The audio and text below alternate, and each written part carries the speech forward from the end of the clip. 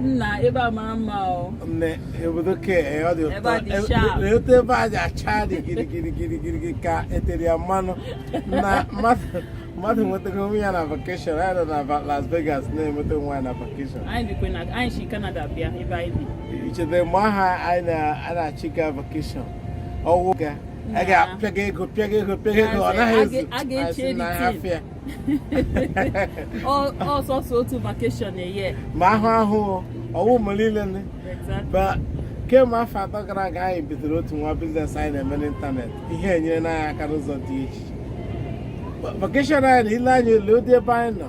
Ihe ahụ họteelụ ọda na nne ya. Ama m hapụ ịntanetị ndị mmadụ a na-atụ ụjọ, but unu atụla ụjọ.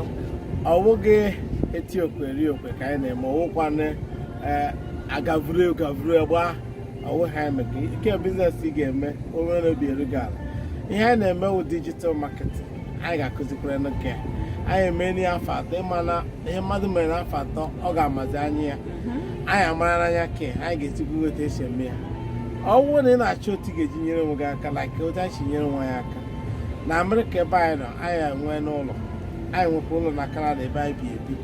Nwekwa ụlọ na village ebe anyị ma na onye ọ arụcha nwekwe na Amerịka here anyị nọ.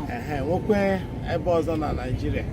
So ọ bụrụ na ị chọọ ka o nyere gị aka ka ihe otu gị na ezinụlọ gị ga-eji kpata ihe iji na-eri. Because ọwụ naanị ịrụ ọrụ na-arụ ọrụ because ọrụ ị ga-enye your children, ị ga-enye ụmụaka. Ọ ga-enụcha ha sị ya enujere ha chọrọ agha gị.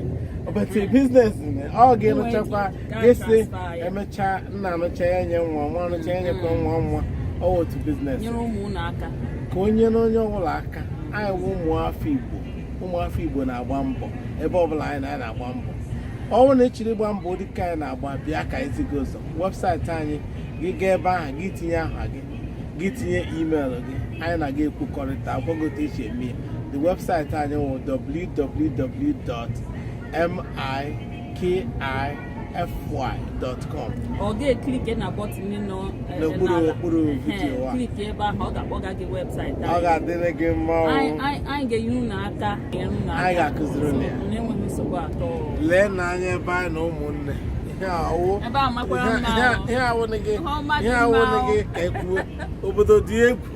Ụmụnne ka ya dịrị unu mma. Ndewonu. Bye bye.